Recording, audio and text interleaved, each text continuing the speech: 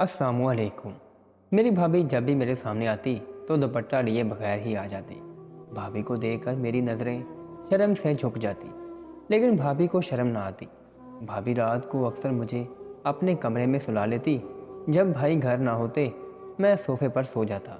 भाभी पर नज़र भी ना जाती मेरी, लेकिन एक दिन अचानक से मेरे भाई ने मुझे मारना शुरू कर दिया। कहने लगा, तुम्हारी भाभी तो बेटा समझती थी तुम्हें, लेकिन तुमने क्या कर दिया। मेरे तो होश उड़ गए। भाई कहते कि मेरी बीवी हामला है और वो तुम्हारे बच्चे की। मेरा नाम ज़हीर है। मेरे वालिद साहब बहुत बड़े ताजर थे और उन्होंने 2 शादियां कर रखी थी। मेरी माँ से मेरे वालिद साहब को 10 साल तक औलाद नहीं हुई, तो उन्होंने औलाद के लिए दूसरी शादी कर ली और दूसरी औरत से मेरे वालिद साहब को एक बेटा पैदा हुआ जिसका नाम हमज़ा था। लेकिन इसके बाद जब वो 4-5 साल का था तो मेरी माँ के यहाँ भी उम्मीद हो गई। लेकिन मेरी माँ इस दुनिया से चली गई और जाते जाते उन्होंने कहा कि वो मेरे वालिद साहब को कभी माफ़ नहीं करेंगे। बहरहाल मेरी माँ मेरे वालिद साहब की पहली बीवी थी, लेकिन अब मेरा बड़ा भाई मेरे वालिद साहब की दूसरी बीवी से था। वो भी इस दुनिया में नहीं रही और अब हम दोनों भाई और वालिद साहब एक ही घर में रहते थे कि एक दिन मेरे वालिद साहब भी इस दुनिया से चले गए। इस वक्त मेरे भाई की उम्र 21 साल थी और मेरी उम्र 17 साल थी। वालिद साहब ने जाते हुए यही कहा कि दोनों भाई आपस में मिलकर रहना और एक दूसरे से बहुत मोहब्बत करना। और ऐसा ही था, हम दोनों एक दूसरे से बहुत प्यार करते थे, मिलजुल कर रहते थे। हमें किसी बात से कोई मसला नहीं था और एक पल को भी ऐसा नहीं लगता था कि हमारी माएँ अलग हैं, क्योंकि हमारा बाप तो एक ही था और इस हिसाब से हमारा खूनी रिश्ता था। मुझे अपने भाई से बहुत मोहब्बत थी। दुनिया से जाने से पहले मेरे वालिद साहब ने मेरे भाई का रिश्ता पक्का कर दिया था, जबकि सारे रिश्तेदारों ने कहा था कि इस जगह रिश्ता नहीं करो, ये लोग अच्छे नहीं हैं। लेकिन पता नहीं क्यों बाबा ने वहीं पर रिश्ता किया था।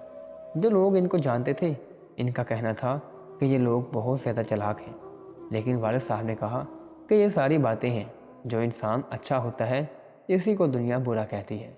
मेरी भाभी का नाम सायरा था। वो वाकई बहुत ज़्यादा खूबसूरत थी। मेरा भाई इस पर आशिक था और शायद मेरे भाई ने मेरे वालिद साहब को कहा था कि मेरी इसी से शादी करवानी है। भाई की शादी इसी के साथ हो गई तो वो इस घर में आ गई। दिन गुजरने लगे। मेरी अभी पढ़ाई चल रही थी और आज कल मेरे पेपर भी थे, इसलिए मैं बिल्कुल भी ऑफिस से नहीं जाता था। कभी कभी तो चला भी जाया करता था। मेरे वालिद साहब ताजर थे और उन्होंने एक बड़ी कंपनी खोली थी। मेरा भाई रोज़ वहाँ जाता था। घर में मैं और भाभी ही होते थे। मेरी भाभी काफ़ी पढ़ी लिखी हुई थी, लेकिन मैं इनसे कोई मदद नहीं मांगता था, क्योंकि मैं इनके साथ एक हद तक ही रहना चाहता था। गर्मियों का मौसम था और गर्मी से बुरा हाल था। मैं ये सोच रहा था कि पेपर गर्मियों में ही क्यों होते हैं। अभी मैं हाल में बैठकर ही पढ़ रहा था कि मैंने देखा मेरी भाभी बिना दुपट्टे के हाल में आ गई और आकर हाल की सफाई करने लगी। मैं सोच रहा था कि इनका दुपट्टा कहाँ है, कहीं भूल तो नहीं गई। मैंने नज़रें झुका लीं और नकली खांसी की, ताकि इन्हें याद आ जाए कि मैं यहाँ पर बैठा हुआ हूँ और वो शायद अपना दुपट्टा कमरे में भूल आई हैं। लेकिन उन्होंने मेरी तरफ देखा पर कोई रद्द अमल नहीं दिया। इसके बाद मैं फिर से ज़ोर से खांसी की, लेकिन उन्होंने फिर भी कोई रद्द अमल नहीं दिया। थोड़ी देर के बाद उन्होंने पानी का गिलास लाकर टेबल पर रखा और मुझसे पूछा कि क्या बात है, गला ख़राब है तुम्हारा, दवाई दे दूँ तुम्हें। मैं इनकी तरफ देख भी नहीं रहा था और वो मुझसे बात कर रही थी। मैं इनको साफ साफ जता रहा था कि मुझे शर्म आ रही है, लेकिन इनको शर्म नहीं आ रही थी। वो पानी का गिलास रख कर वापस चली गई। मैं हैरान हो गया कि भाभी को कोई शर्म ही नहीं थी। उन्होंने अपना दुपट्टा उतार लिया और बाहर आ गई। क्या इनको अजीब नहीं लगता कि घर में इनका एक देवर भी रहता है। ठीक है, हमारे दिल में ऐसी कोई बात नहीं थी, लेकिन इंसान को खुद भी तो अजीब लगता है। हमारे मुल्क में अभी भी लड़कियां दुपट्टा सर पर ही रखती हैं। इस तरह का कोई रिवाज, कोई फैशन अभी यहाँ पर इस कदर नहीं आया कि हर घर की जीनत बन जाए। और मेरी भाभी का वजूद भी इतना भारी कम था, इनको तो अपने आप को छुपा कर रखना चाहिए था। वो कोई दुबली पतली तो थी नहीं, बल्कि इनको तो पता नहीं, बल्कि बड़ी सी चादर करनी चाहिए थी। पर वो दुपट्टा उतार के घर में फिरती थी। कभी नीचे कोई चीज़ गिर जाती है तो इसको उठाने के लिए ज़मीन पर बैठ जाती और अजीब तरह से बैठती। पता नहीं ये क्या कर रही थी। मैंने ऐसी चीज़ें पहली दफ़ा देखी थी। मुझे पता नहीं था कि औरतें इस तरह भी करती हैं। जब मेरी अम्मी की बाबा के साथ लड़ाई हो गई थी तो हम लोग अपने ननियाल में ही रहते थे। बाबा बाद में मुझे मनाकर ले आए थे, पर वहाँ पर काफ़ी सारे लोग थे और मैंने कभी भी किसी औरत को ऐसे नहीं देखा था। सर से दुपट्टा हट जाना तो चलो एक नॉर्मल बात होती है, इंसान काम में लगा होता है तो इसका ख्याल नहीं जाता। लेकिन यहाँ पर तो भाभी खुद ही अपना दुपट्टा न जाने कहाँ रख कर आ गई थी। फिर मुझे लगा कि कहीं आजकल ये फैशन तो नहीं है, क्योंकि आजकल तो दुपट्टे सूट के साथ बनाए नहीं जाते थे। लेकिन जब भाई आया तो भाभी ने इसी सूट के साथ का दुपट्टा किया होता था। लेकिन मेरे सामने दुपट्टा क्यों उतार देती थी, मेरी समझ से बाहर था। एक दिन भाई ने कहा कि मैंने कहीं बाहर जाना है, बड़ा ज़रूरी काम है, रात बाहर आ जाएगी, अपनी भाभी का और घर का ख्याल रखना।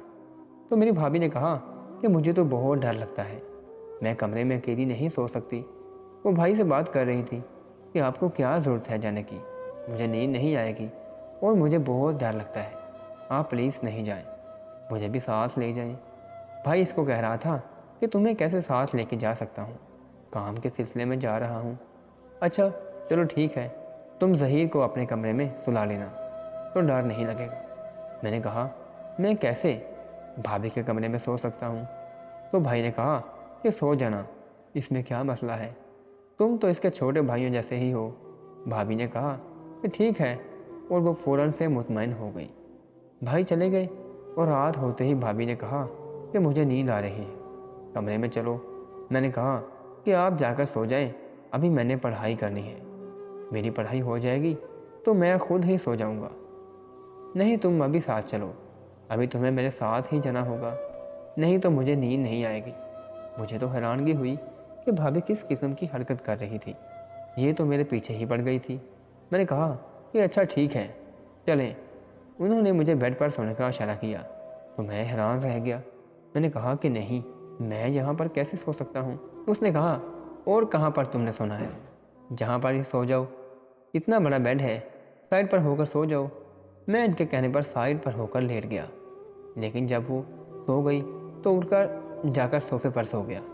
सोफ़ा छोटा था, सोने के हवाले से ठीक नहीं था, सिर्फ बैठने के काबिल था। लेकिन मेरी मजबूरी थी। मैं दिल ही दिल में सोचने लगा कि मेरा भाई मुझ पर बहुत भरोसा करता है, इसीलिए इसने मुझे कहा है, और भाई के जाने के बाद तो मैं ही मुहाफ़िज़ हूँ भाभी का और इस घर का भी। लेकिन फिर भी अगर मैं बाहर भी सो जाता तो ठीक था। पता नहीं भाभी को अंधेरे से इतना डर क्यों लगता है। कुछ लोग होते हैं जिनके अंदर से बहुत डर लगता है, इतना डर कि वो इसको बर्दाश्त नहीं कर सकते। शायद भाभी के साथ भी यही मसला था। मैं भी सो गया, मैं कैसे भाभी के साथ बिस्तर पर सो सकता था। मेरी भाभी को ये सारी बातें नॉर्मल क्यों लग रही थी? क्या इनको देवर भाभी के रिश्ते का कोई एहसास नहीं था? ये तो आग और पानी का रिश्ता होता है। दिन इसी तरह गुजरने लगे। मेरी भाभी पूरा दिन घर में बिना दुपट्टे के फिरती। मैं सोचने लगा कि मैं क्या करूं। मुझे भाभी को किस तरह ये बात बतानी होगी, नहीं तो अपने घर में सर झुकाकर कब तक फिरता रहूँगा। एक दिन वो घर में खाना बना रही थी, मैंने नज़रें झुकाई हुई थी। मैं बात करने गया, मैंने कहा भाभी आप दुपट्टा कर लिया करें, यूँ करें अच्छा नहीं लगता, कोई आएगा तो क्या सोचेगा। तो मेरी भाभी ने कहा कि मुझे बहुत ज़्यादा गर्मी लगती है, मैंने सारे घर के काम करने होते हैं, ये 2 गज़ का दुपट्टा घर के सारे काम करना कोई आसान है, तुम्हें करना पड़े ना तो फिर तुम्हें पता चले कि कितनी मुश्किल हो जाती है। मैं इस तरह काम नहीं कर सकती, अपने भाई से कहो कोई नौकरानी रख दे तो मैं दुपट्टा करके एक साइड पर आराम से बैठ जाऊंगी। वैसे बात तो मुझे ठीक लग रही थी, लेकिन जब मैंने भाई से ये बात की तो उन्होंने कहा कि 3 लोगों के लिए कौन नौकरानी लगता है, तुम भी अपनी भाभी के साथ मिले हुए हो क्या। भाभी ने ये बात हंसी में उड़ा दी, लेकिन दरअसल इसके पीछे कोई और वजह थी। इसके बाद भी भाई अक्सर काम के लिए रात को कहीं जाया करता था, लेकिन हमारा तो इस तरह का काम कोई नहीं था। ऑफिस तो सुबह 9 بجے سے لے کر شام 5 بجے تک ہی ہوتا تھا، اس کے بعد بند ہو جاتا ہے۔ راتوں کو کون کام کرتا ہے؟ بھائی کہتا تھا کہ میں دوسرے شہروں سے آرڈر لینے جا رہا ہوں، لیکن یہ کام کرنے کے لیے تو ہم نے 2 لوگ رکھے ہوئے تھے، کیونکہ یہ بھاگ دوڑ والا کام تھا۔ بھائی کو خود سے خبر ہونے کی کیا ضرورت تھی، لیکن سمجھ نہیں آ رہی تھی کہ کیا کروں۔ بھائی چلا جاتا تو بھابھی بہت ضد کرتی تھی۔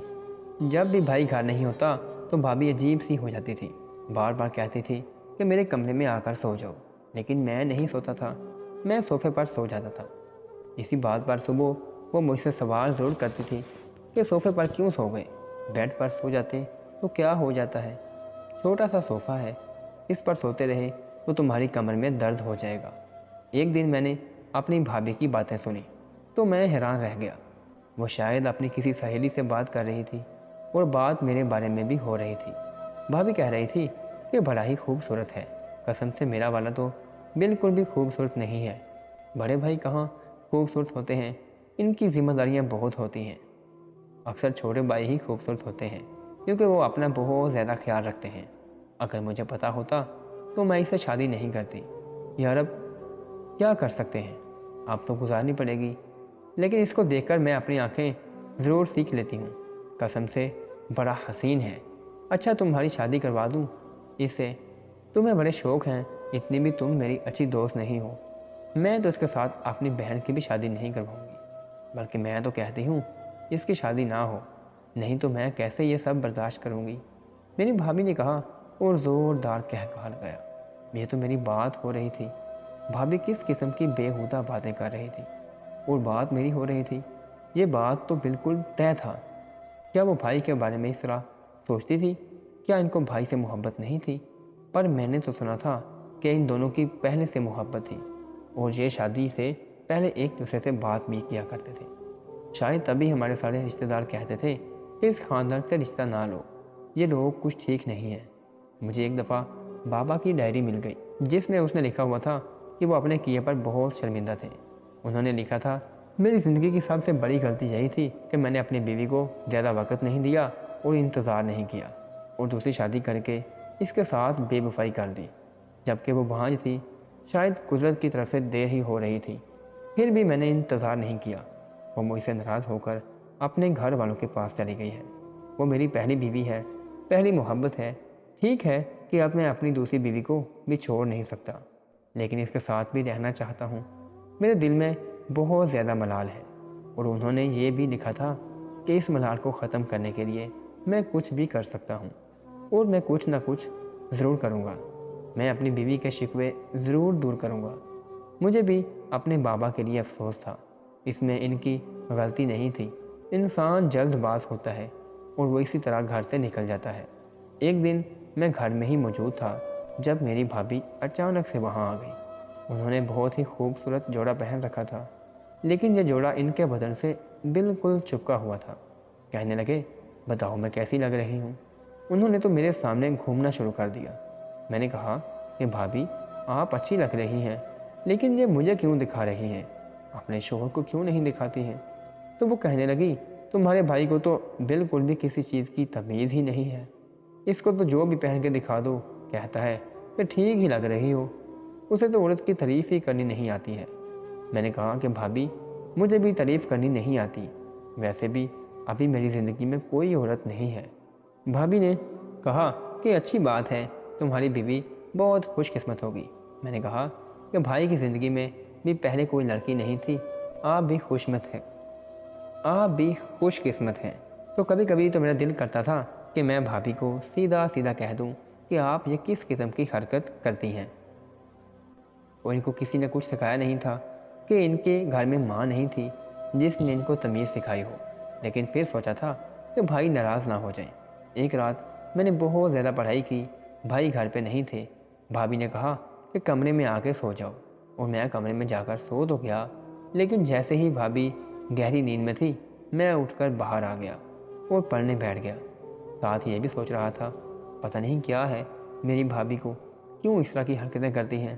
پڑھائی میں لگا رہا اور صبح ہوئی تو صوفے پر ہی بیٹھے بیٹھے سو رہا تھا جب اچانک سے کسی نے مجھے میرے گریبان سے پکڑا اور مجھے مارنا شروع کر دیا۔ پہلے مجھے لگا کہ میں خواب دیکھ رہا ہوں، لیکن یہ حقیقت تھی۔ میری آنکھ کھلی تو یہ دیکھ کر حیران رہ گیا کہ جو شخص مجھے پاگل کی طرح مار رہا تھا وہ میرا اپنا ہی بھائی تھا۔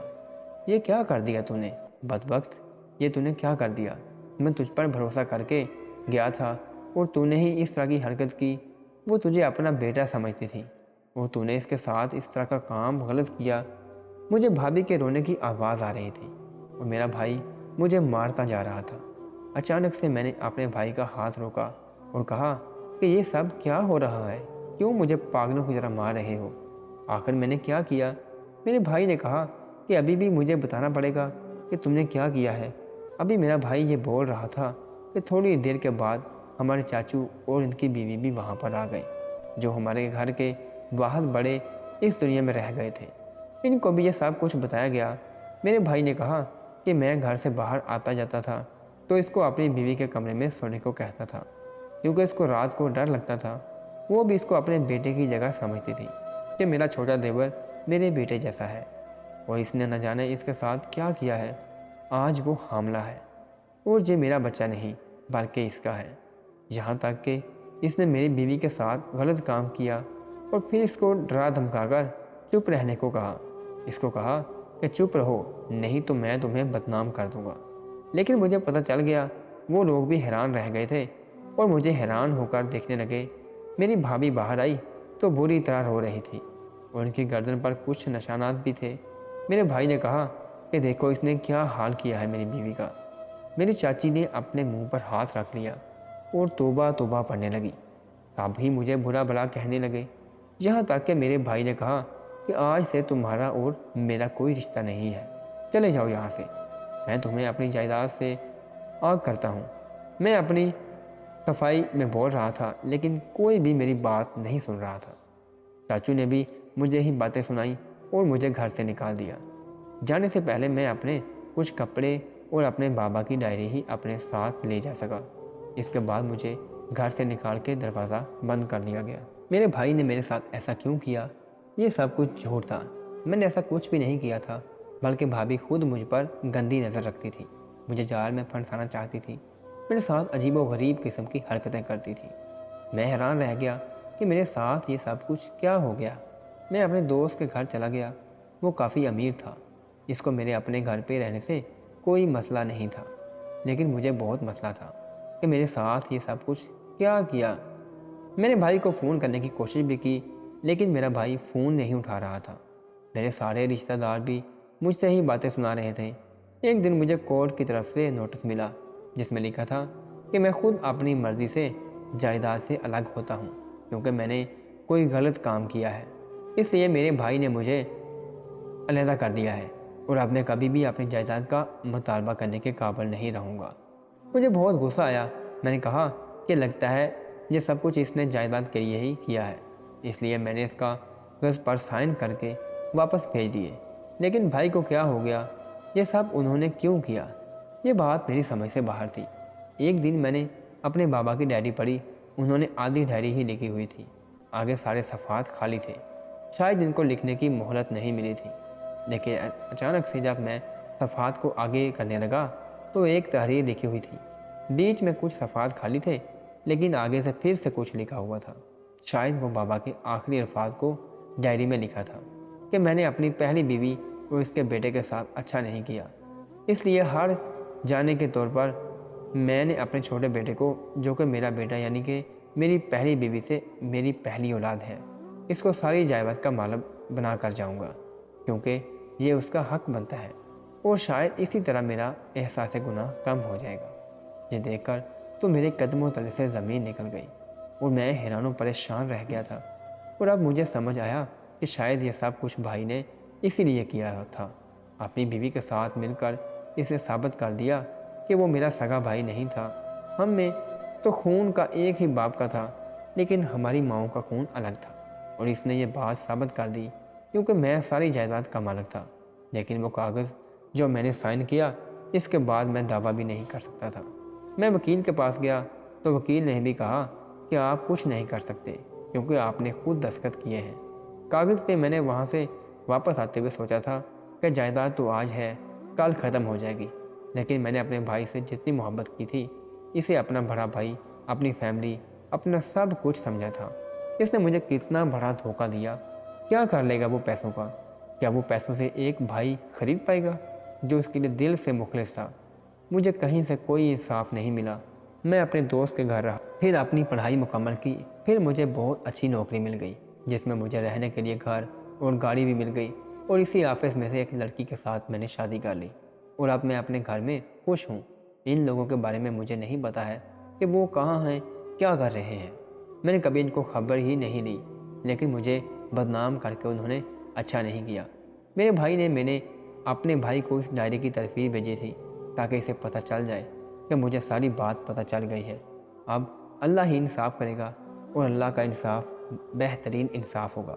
اگر آپ کو ہماری ویڈیو اچھی لگی ہو تو آپ نے اس کو لائک کرنا ہے اور آگے دوستوں کو شیئر بھی کرنا ہے، اور اگر ابھی تک آپ نے ہمارا چینل سبسکرائب نہیں کیا تو آپ نے اس کو سبسکرائب کرنا ہے اور بیل آئیکن کو دبا دینا ہے۔ اللہ حافظ۔